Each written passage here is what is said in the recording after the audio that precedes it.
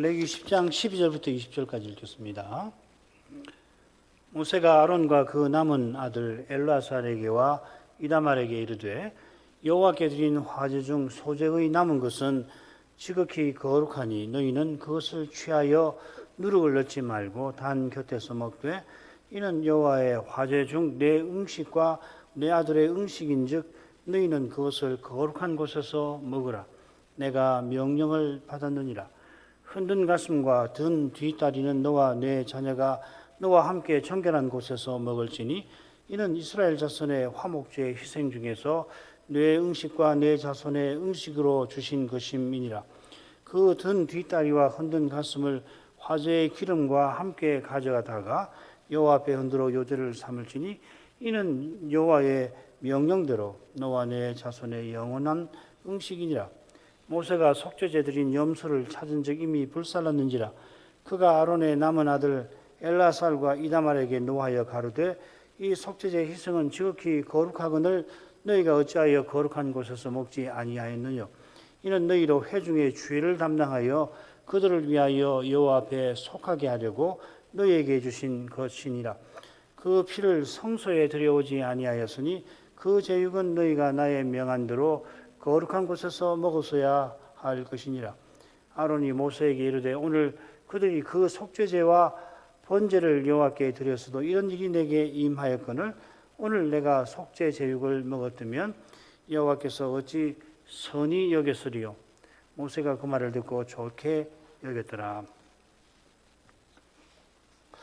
모세는 제사장 제도를 기록하는 중에 나답과 아비후의 사건을 특별히 언급합니다. 이 기간에 여러 일들이 있었습니다. 민수기 그 첫째 대목 1장부터 대략 10장 10절까지인데 거기 그런 일들이 실제로 기록되어 있습니다. 모세가 민수기의 이 대목에서 혹은 다른 데서 나답과 아비후의 사건이나 이스라엘 아들의 불행한 사건을 언급할 수도 있습니다. 이 두 사건을 빼버리면 레위기는 제사장 나라와 거룩한 백성을 위한 제도와 규례로서 아주 깔끔하게 구성될 겁니다. 그러나 하나님의 사람은 성신의 영감을 좇아서 두 개의 사건을 다루라 하신 곳에 기록하라 하신 그곳에 다룹니다. 모세가 이스라엘 아들의 사건을 기록하기에 앞서서 특별히 등대와 진설병의 규례를 언급한 의중은 분명합니다. 그 의중을 물론 다 헤아리기는 힘듭니다만은 적어도 제사장의 두 아들이 분향을 하다가 징계 받은 그 연약함과 무관하지 않을 겁니다. 두 제사장이 명하시지 않은 불을 감히 드리려 했던 그런 연약한 상태에서는 등대의 불이 진설병 상을 비추는 일이 제대로 이루어지지 않을 겁니다. 언약 백성이 말씀의 거룩한 빛을 쫓아 약속의 땅에 나아가는 길은 오직 제사를 통하여 여호와의 영광을 뵙는 데서 열립니다. 예컨대 모세는 두 사건을 통해서 성막과 제사의 규례가 무엇을 가리키는지를 교훈하는 겁니다. 그 교훈이 히브리서 넷째 대목이 집중해서 다루는 바로 그 주제입니다.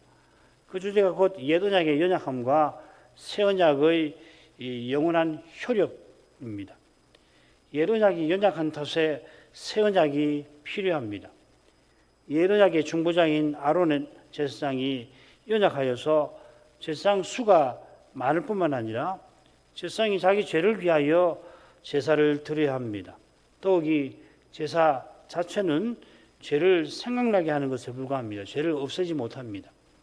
옛 언약의 중보자로서 모세만한 사람이 없습니다마는 그도 가나안을 앞두고 여호와의 거룩하심을 침해한 탓에 들어가질 못합니다. 그가 광야 제2세대를 이 가나안에 들어가도록 인도할 수 있었던 것도 오직 그가 오실 메시아를 바라본 데 있습니다. 모든 백성이 성신께서 강림하셔서 전부 선자되는, 그러니까 신약 백성처럼 그렇게 그리스도를 알고 믿는 그날을 바라보면서 모세는 광야 길을, 구속 역사의 그 길을 걸어갔던 것입니다. 나답과 아비후가 여호와의 징계로 죽은 사건이 옛 언약 백성이 가나안으로 나아가서 안식으로 나아가는 길에 심각한 장애가 되었을 겁니다만 하나님께서 친히 그 장애를 넘었을 길을 제시하셨습니다. 백성이 형제들을 위하여 바르게 슬퍼할 수 있도록 아론과 제사장이 성막에서 남아 봉사하게 하셨습니다. 이 사건이 있고 약 한 달 후에 가나안을 향하여 행진하게 되는데 행진하자마자 이스라엘은 길이 힘들다고 먹을 것이 없다고 원망합니다. 미리암과 아론도 심각한 장애를 놓습니다. 급기야 가나안 정탐 때는 이스라엘이 가나안을 등지고 결국 하나님을 등지고 이집트로 돌아가려 합니다. 1년 전처럼 여호와께서 그들을 멸하려 하셨습니다. 모세의 중보로 행진이 재개됩니다마는 광야 1세대는 광야에서 다 쓰러지게 됩니다. 그런데도 고라 일당의 반역이 일어납니다. 이 고라 사건이 언제 일어났는지 정확히 알기는 어렵습니다마는 이 사건이 이 광야에서 유리하던 37년 혹은 38년 동안 유일하게 기록된 것입니다. 그래서 10장부터 14장은 출발하고 얼마 되지 아니하여서 일어난 사건들이죠. 몇 달 안에 일어난 사건일 겁니다. 그러니까 제2년에 일어난 사건이 되겠고 20장, 21장은 제40년에 일어난 사건입니다. 그러니까 그 사이에 제2년 어느 순간 후반부부터 제40년 이 초반까지 한 37, 38년이 세월이 있는데 고라 사건만 기록이 되어 있습니다. 이 고라 사건만 37, 38년 동안 일어난 건 아니겠죠. 수많은 사건이 일어났을 텐데 이 사건들의 성격이 뭐겠나 고라 사건이 대표합니다. 히브리서 3장 17절이 바로 그런 내용입니다. 고라 일당이 여호와의 무서운 심판을 받는 것을 보고서도 백성이 이튿날 죽은 형제들을 위하여 원망하며 하나님을 거역합니다. 이처럼 악한 백성을 여호와께서 길이 참으시며 친히 약속을 이루어 가셨던 겁니다. 나답과 아비후 사건이 가나안을 향한 행진에 심각한 장애가 될 만한데도 여호와께서 친히 그 장애를 넘어갈 길을 내신 겁니다. 그 길은 아론과 제사장들이 오실 메시아를 바라면서 죽음의 슬픔을 이기며 봉사하게 하신 것입니다. 이어 여호와께서 다시금 제사장이 할 일을 아론에게 직접 일러주셨습니다. 회막에 들어갈 때 독주나 포도주를 먹지 말라 하시고 온전한 정신으로 거룩한 것과 속된 것, 부정한 것과 정한 것을 분별하고 여호와의 규례를 명한 규례를 백성에게 가르치라 합니다. 이 규례를 여호와께서 모세로 명한 규례라고 하시는데 이어 모세가 여호와께서 명령하신 규례를 아론과 두 아들에게 다시 지시합니다. 12절부터 15절을 다시 읽겠습니다. 모세가 아론과 그 남은 아들 엘르아살에게와 이다말에게 이르되 여호와께 드린 화제 중 소재에 남은 것은 지극히 거룩하니 너희는 그것을 취하여 누룩을 넣지 말고 단 곁에서 먹되 이는 여호와의 화제 중 내 음식과 내 아들의 음식인즉 너희는 그것을 거룩한 곳에서 먹으라. 내가 명령을 받았느니라. 흔든 가슴과 든 뒷다리는 너와 내 자녀가 너와 함께 정결한 곳에서 먹을지니 이는 이스라엘 자손의 화목제의 희생 중에서 내 음식과 내 자손의 음식으로 주신 것임이니라.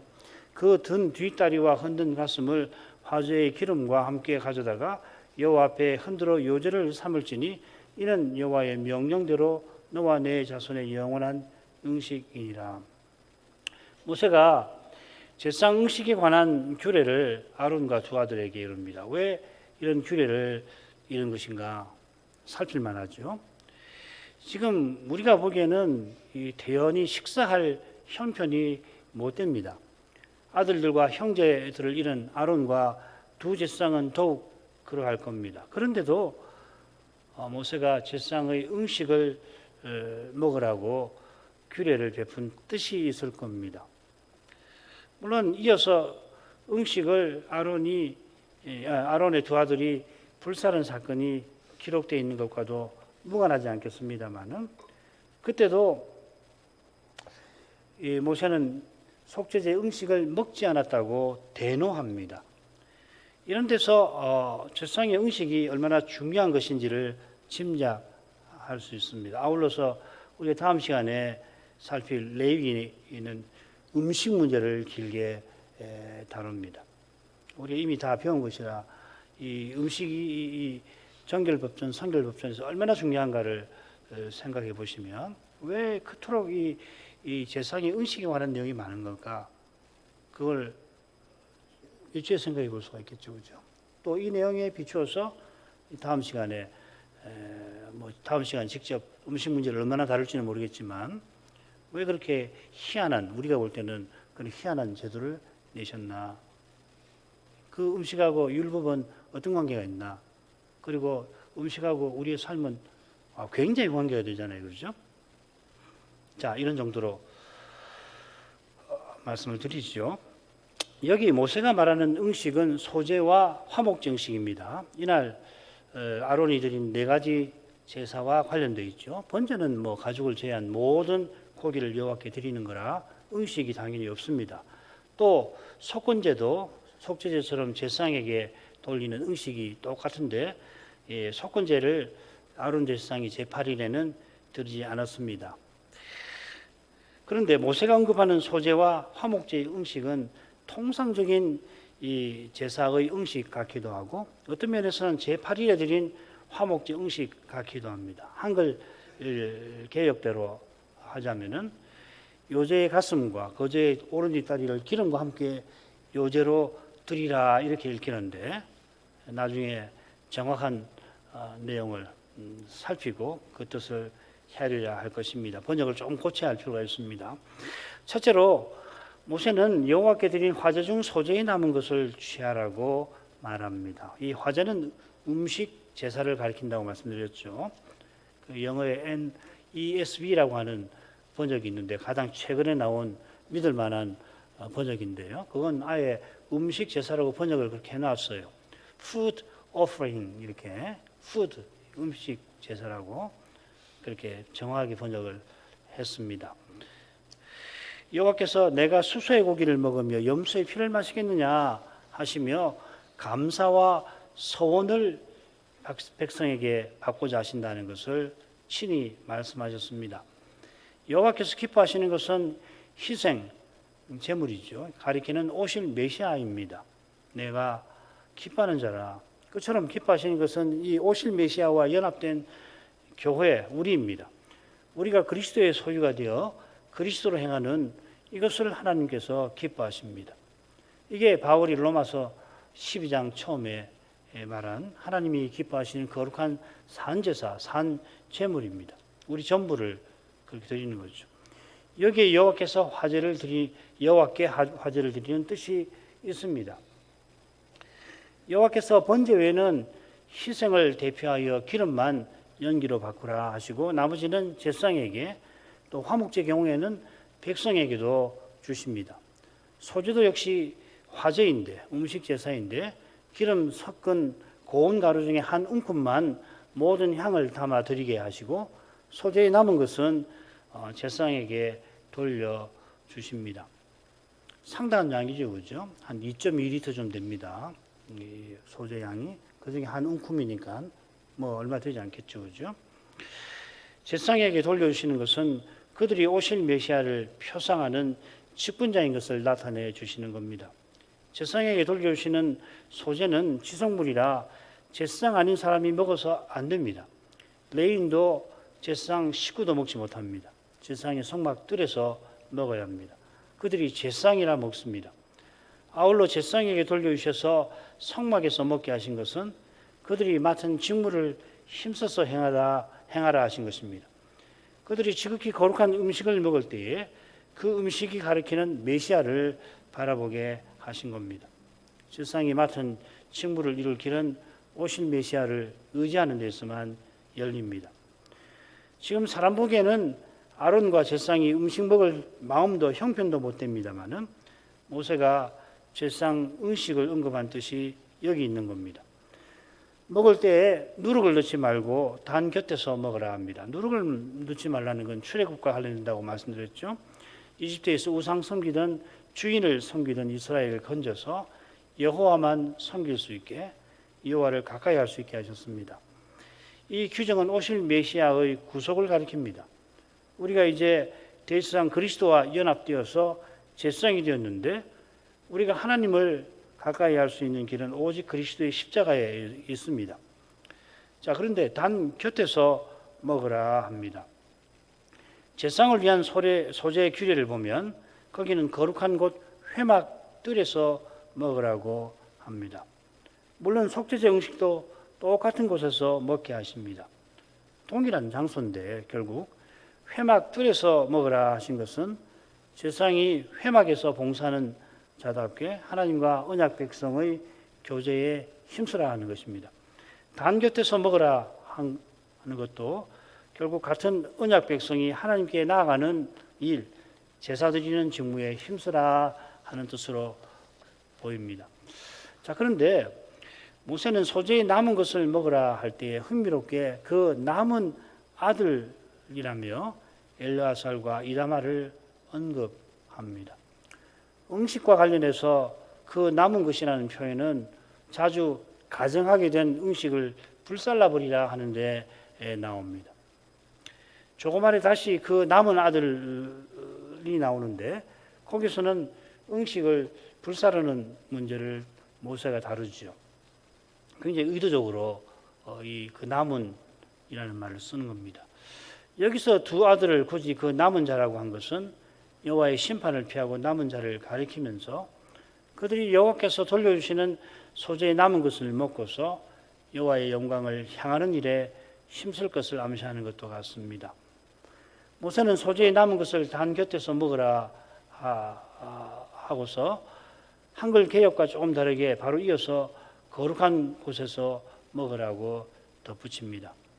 이곳은 이어 나오는 정결한 곳과 대비되는 곳입니다. 말씀드린 대로 회막 희생을 잡는 곳 북편과 맞은편에 있는 남편일 것입니다. 이는 여호와의 화제 중 내 음식과 내 아들들의 음식입니다. 아론과 그 남은 아들들에게 모세가 말합니다마는 이 아론을 염두에 두고 말하는 거죠, 그죠? 내 음식, 내 아들들, 너희들 이렇게 말하지 않고요. 아론은 자기 가문 곧 제사장 가문을 대표할 뿐만 아니라 온 백성을 대신합니다. 그런 인물로 모세가 단연 모세가 있죠. 내가 명령을 받았느니라. 여호와께서는 모세가 아론에게 하나님과 같은 자라 하셨습니다. 하나님께서 받은 말씀을 아론에게 주어서 아론이 대언하게 한 거죠. 자, 이런 내용이 우리를 대표하시고 대신하시는 그리스도를 가리킬 겁니다. 모세는 이어 화목제 음식을 말합니다. 14절은 통상적인 화목제의 규정입니다. 화목제 드린 백성이 가슴은 요제로 오른 뒷다리는 거제로 하나님께 드리지요. 가슴은 아론 가문에게, 오른 뒷다리는 그 화목제를 담당한 제사장에게 여호와께서 돌려주십니다. 이는 소재에 남은 것과 달리 성물이라서 너와 내 자녀, 아들들과 딸들, 곧 아론이 그 식구들과 함께 먹습니다.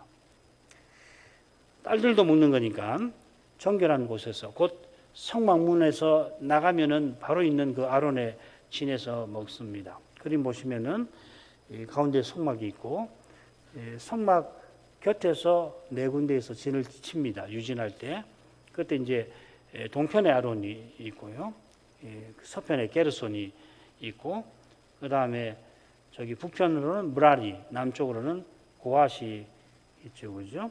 그리고 남쪽에 루벤이 있습니다. 이 고라가 이 루벤 자손하고 작당을 해가지고서 반역을 일으키잖아요, 그죠? 같은 위치에 있습니다. 15절도 역시 화목제 중에서 아론과 아론 자신의 음식에 관한 건데 얼른 봐서 우리가 여태 보지 못한 규정 같습니다. 한글 번역대로만 읽으면은 통상적인 화목제도 아니고 임직식 화목제도 아니고 제8일 화목제와 비슷한데 꼭 같지가 않습니다. 우선 15절의 주어가 불분명한데 그들이라고 되어 있습니다. 꼭 누구를 여기서는 지금 아론의 아들들을 가리키는 것 같은데요. 그들이 여호와 앞에 가져와서 요제로 삼아야 합니다. 그런데 그들이 그 든 뒷다리와 흔든 가슴을 화제의 기름과 함께 가져와야 합니다. 이 가져오라는 게 강조되어 있는 겁니다. 기름을 요제로 드리라고 되어 있지는 않습니다. 화제의 기름이라고 새겼지만 사실은 기름들의 화제라고 되어 있습니다. 그러니까 기름들이 하나님께 드리는 음식 제사라는 말이죠. 그렇죠? 가까이 가져올 때 기름도 가져오지만은 기름은 여호와의 것이니까 단위에서 연기로 바꿀 겁니다. 그처럼 그들이 뒷다리와 가슴을 가져와야 하는 것은 그것들을 요제로 드리기 위하여 가져오라 했습니다. 그들이 꼭 요제로 드리는 거 아닙니다. 그렇다면 제8일에 아론이 드린 이스라엘 백성의 화목제와 같습니다. 14절에 보면 바로 그 표현이 있죠. 그죠? 이스라엘 자손의 화목제, 이스라엘 자손의 화목제. 이게 그 9장에도 이스라엘 자손을 위해서 화목제를 드리라고 했는데 똑같은 표현이 나옵니다. 이것은 기름들이라고 하는 표현에서 볼 수 있습니다. 이 기름들이라는 표현은 임직식하고 제8일 제사에만 나오는 표현입니다. 레위기 어디에도 기름들이라고 복수가 나오지 않습니다.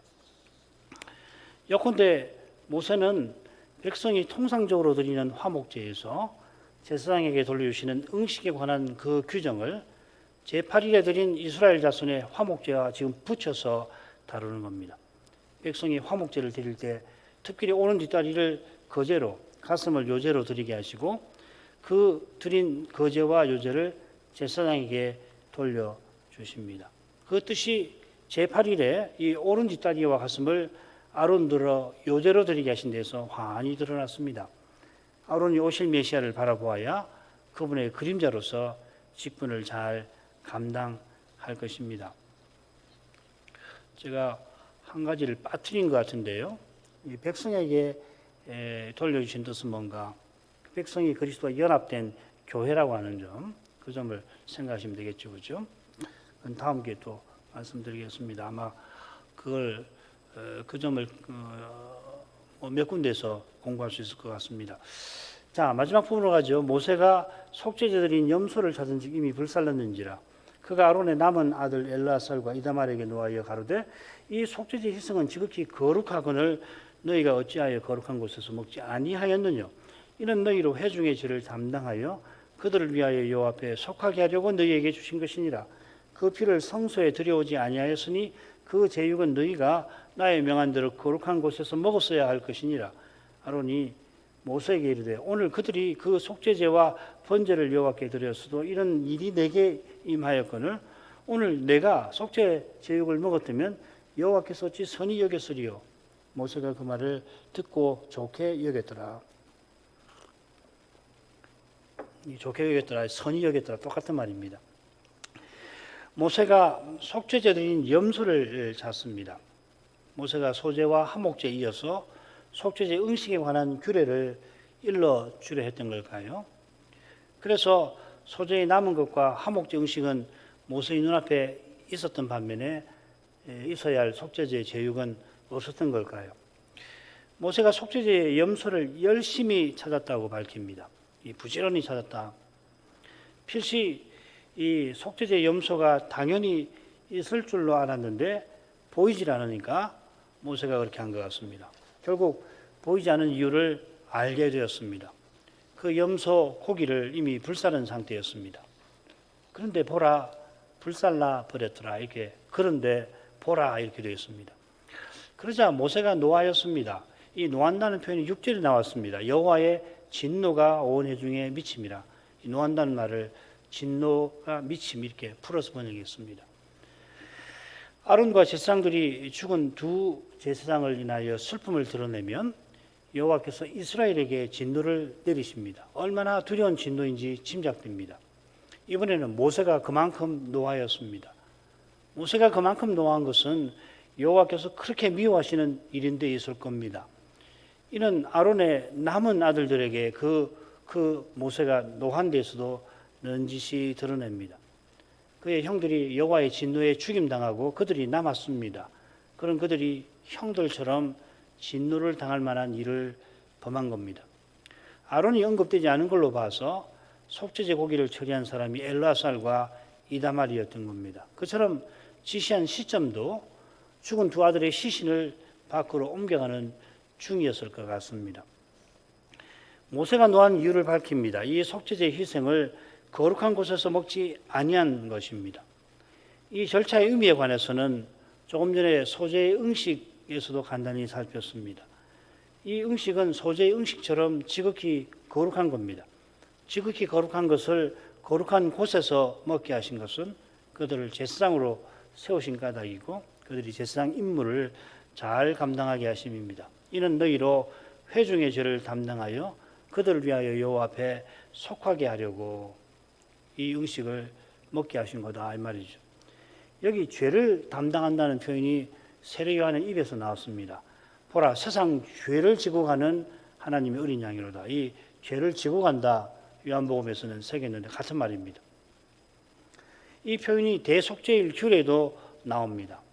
아사살 염소, 두 염소를 준비해서 하나는 속죄제로 다른 하나는 아사살 염소로 삼죠. 이 아사살 염소가 그들의 모든 불의를 지고 똑같은 표현인데 불의라고 번역을 했습니다. 담당한다를 지고라고 번역을 했고요. 표현은 똑같습니다. 나사 아본이라는 말인데 광야로 갑니다. 이 아사셀 염소도 속죄 제물입니다. 다른 염소는 그 피를 지성소에도 처리하는 속죄 제물입니다. 이 피를 처리하는 것은 회중을 위하여 그 죄를 속하는 절차지요. 속한다는 것은 속죄제 피를 지성소 그 시언제 앞과 위에 뿌려서 여호와께서 계신 그것과 가장 거룩한 곳과 가장 거룩한 곳에 계시는 여호와께 나아가는 통로를 더럽힌 부정을 덮어서 피로 덮어서 없애버리는 겁니다. 그처럼 이 아사셀 염소도 여호와께서 이스라엘과 함께 하시지 못하게 하는 그 불의를 지고서 이스라엘 진 바깥으로 보내서 다시 돌아오지 못하게 하는 겁니다. 영영 이스라엘에게서 떠나도록 합니다. 이런 중요한 임무를 제사장에게 맡기셨는데 그 직무를 잘 감당하게 하려고 이 속죄제 응식을 주신 겁니다. 이 속죄제는 응식이 있는데 그 피를 성소에 들여오지 아니한 거라 그렇습니다. 이 염소의 속죄제는 이스라엘 자손을 위한 것입니다. 이 속죄제를 드린 절차가 아주 간략하게 9장에 나왔죠. 15절에 이렇게 나왔습니다. 곧 백성을 위한 속죄제 염소를 취하여 전과 같이 죄를 위하여 드리고, 전과 같이라는 말은 처음 것과 같이 이렇게 되어 있습니다. 처음 것은 아론을 위한 속죄제지요. 그렇게 드렸다는 겁니다. 대제사장을 위한 속죄제를 송아지로 드렸는데 백성을 위한 염소처럼 그 피를 번제단에서 처리했습니다. 앞서 7일 임직식에서도 수송아지를 속죄제로 드리면서 똑같이 그 피를 단의 네 뿔에 바르고 나머지는 단 밑에 쏟았습니다. 그렇게 하는 의미가 단을 속하여 거룩하게 하는 것이라 했습니다. 임직식이니까 아직 대제사장에 오르기 전이라 피를 성소에서 처리하지 않았을 수도 있습니다. 임직식 제사는 게다가 모세가 맡았습니다. 그런데 제8일에는 아론이 대제사장으로서 자신을 위한 속죄제를 드리는데도 피를 번제단에서 처리했습니다. 이건 백성을 위한 속죄제 규례와 다르죠, 그죠? 아마도 아론이 단을 속하여 거룩하게 하는 목적으로 그리했을지 모릅니다. 지금 아론이 계명을 모르고 어긴 탓에 속죄제로 드리는 건 아닙니다. 대제사장이 되어서 제사 드리는 일을 시작하는 터라 제사 드리는 단을 성멸했을지 모릅니다. 비슷하게 아론이 백성의 화목제를 드릴 때에 자기가 오른 뒷다리와 가슴을 요제로 드렸습니다. 통상적인 화목제라면은 장로들이 요제를 여호와께 드렸을 것 같습니다. 이런 특별한 뜻으로 아론이 자신의 속죄제를 드렸던 것이라 피를 성소에 들어가서 처리하지 않았지만 속죄제 고기는 가죽과 똥과 함께 진 바깥 정결한 곳에서 불살라 버렸습니다. 반면에 이스라엘 자손을 위한 속죄제 염소, 순염소입니다. 이 번역이 안 되어 있지만 순염소라고 번역을 해야 됩니다. 암염소도 있고 순염소가 있는데 여기는 순염소입니다. 족장의 속죄제로 드린 것 같습니다. 이 속죄제는 평민의 속죄제처럼 피를 성소에서 처리하지 않습니다. 이 속죄제는 여호와께 모든 기름을 연기로 바꾸고 고기는 제사장에게 돌립니다. 이것이 그 제육은 너희가 나의 명한 대로 거룩한 곳에서 먹어야 할 것이니라. 모세가 책망한 법적인 근거입니다. 모세는 그들이 반드시 먹어야 했다 했습니다. 아까 그 열심히 고기를 찾았다고 했을 때와 똑같은 표현법입니다. 이 히브리서 6장 11절에서는 이렇게 번역을 합니다. 반드시 너에게 복주고 복주며, 이 똑같은 동사를 두 번 거듭 쓰는 방식인데요. 형식은 다른데 히브리서는 두 번으로 번역을 했습니다. 복주고 복주며. 그러니까 이걸 흔히 할 때는 열심히, 매우 뭐 이렇게 번역을 합니다. 또 반드시 이렇게 번역을 합니다. 그렇게 하지 않아서 모세가 노하였던 겁니다. 모세가 강하게 책망하고 있을 때에 아론이 모세에게 그 경위를 해명합니다. 그들이 그들의 속죄제와 번제를 여호와께 드렸다 했습니다. 아론이 말하는 그들은 나답과 아비후만 아니라 엘라살과 이다말을 가리킵니다. 그들이 아론의 속죄제와 번제를 드릴 때 희생의 피를 받들어서 아론에게 드렸습니다. 아론의 속죄제와 번제이지만 개인의 제사가 아니라 제사장 가문을 대표한 제사입니다. 그처럼 아론은 아답과 아비후가 죽은 일, 또 엘라살과 이다말이 속죄제 고기를 불사르는 일을 내게 임한 일이라 하였습니다. 엘라살과 이다말이 아론의 지시 없이 행한 것인지 확실치는 않지만은 아론은 아무튼지 그것도 자기 책임으로 여깁니다. 그처럼 제사장들이 다른 불을 들여 죽임당한 날에 다른 음식보다 특별히 이 속죄제 음식을 먹는 것을 하나님께서 기뻐하시지 않았을 것이라고 아론은 해명합니다. 모세가 아론의 해명을 듣고는 기뻐하였습니다. 하나님께서 기뻐하시지 않은 일을 아론이 하지 아니한 것을 기뻐한 것이니까 모세는 하나님을 기쁘시게 하기를 기뻐한 겁니다. 자, 이게 그리스도의 심정이고 태도일 것입니다. 이는 하나님을 사랑하는 심정이고 태도입니다. 이 태도가 율법의 정신을 이룹니다. 이 정신을 놓치고 율법을 지키려 하면 하나님께서 싫어하실 겁니다. 그리고 이런 정신으로 하면은 율법의 조문에 그렇게 노예처럼 얽매이지 않게 될 것입니다. 기도할 제목 됐습니다. 나답과 아비후가 명하시지 않은 불을 들인 두려운 사건이 일어납니다. 이 사건은 이스라엘이 가나안을 향하는 행진에 큰 장애를 놓을 만한 것입니다. 코라 사건 때에 코라 일당이 반역하여 징계받았는데도 백성이 원망하며 역시 연병에 많은 사람이 죽고 맙니다.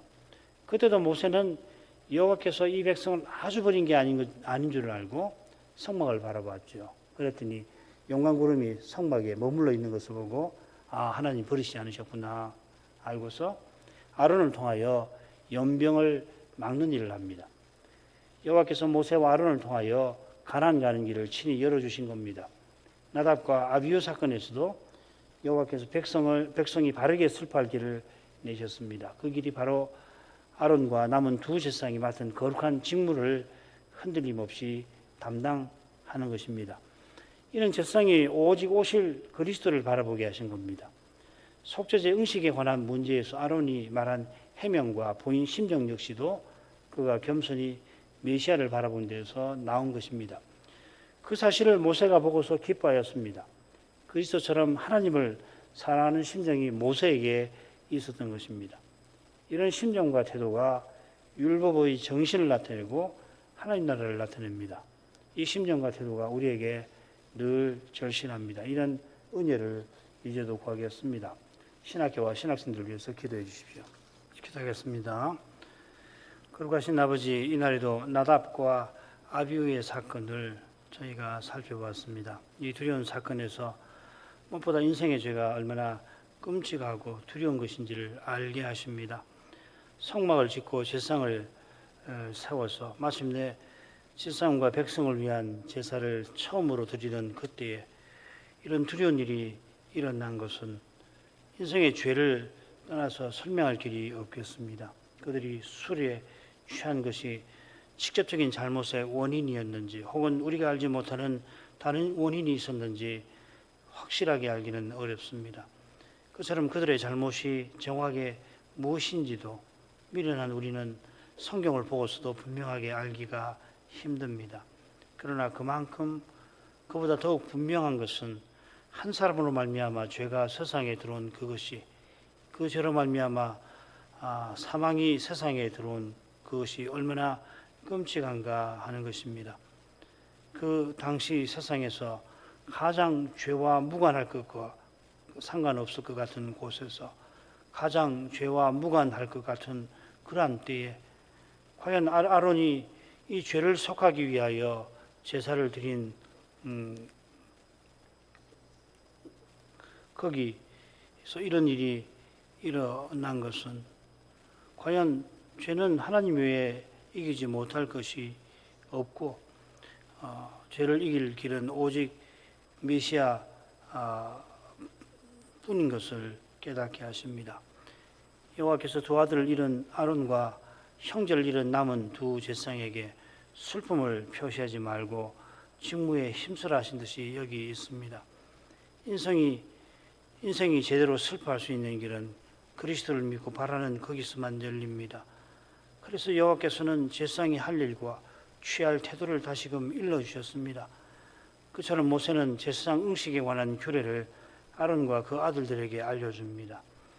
두 제사장이 죽는 그런 불행한 일이 벌어져 있는 그 현장에서 먹는 문제를 언급한 것이 얼른 부자연스러워 보이지만 차라리 금식하게 한 것이 자연스러워 보이지만 제사장 의식에 담긴 교훈을 살필 때에 모세의 교훈이 실로 중요한 것을 깨닫게 됩니다.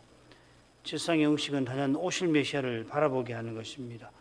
하나님께서 아론과 그 아들들을 오실 메시아의 그림자로 세우신 것을 분명히 하시고 그들 자신이 오실 메시아를 바라보아야 맡은 직무, 죄를 속하는 일을 이룰 수 있음을 드러내십니다. 우리 주님께서 나를 보내신 아버지의 뜻을 그 일을 이루는 것이 내 양식이라 하시며 사람이 먹고 사는 목적이 그리스도와 같은 심정과 태도로 사는 데 있음을 알려주셨습니다. 모세가 이어서 음식 정결법을 기록한 뜻도 다르지 않을 것입니다. 오직 그리스도 안에서만 우리 인생이 하나님을 향하게 하신 목적을 이룹니다. 인생이 떡으로만 사는 것이 아니라 하나님의 입에서 나오는 모든 말씀으로 사는 것을 알려주십니다. 우리에게 있는 대제사장은 우리를 능히 체휼하심을 알고 저희가 은혜의 보좌 앞에 담대히 나아가서 때를 따라 도우시는 긍휼하심과 은혜를 구하게 하옵소서. 그것이 바로 살아있는 하나님 말씀을 전하고 받는 데 달려 있겠습니다. 이것이 안식일 지키는 일이 우리에게 남아있다는 그 교훈의 핵심이기도 합니다. 이러한 일이 예배에서 일어날 때 이 연약한 인생들이 저 영광의 목표로 나아갈 수가 있겠습니다. 주님께서 성신과 말씀으로 우리를 친히 인도해 주십니다. 주님의 인도가 이 시대에 더욱 절실합니다. 어느 시대든지 이 인도를 받지 않고 교회답게 서갈 길이 없습니다마는 우리 시대는 더욱 그러합니다. 자비하신 아버지, 저희 모두를 긍휼히 여겨주시옵소서. 어느 때보다 이런 은혜가 절실한데도 우리의 현실은 어느 때보다 열악합니다. 주님께서 거룩한 빛을 비춰주셔서 무엇이 중요한지를 보게 해주시고 그 중요한 것을 굳게 붙잡고 나아갈 수 있도록 친히 주장하여 주시옵소서. 예수님 이름으로 기도합니다. 아멘.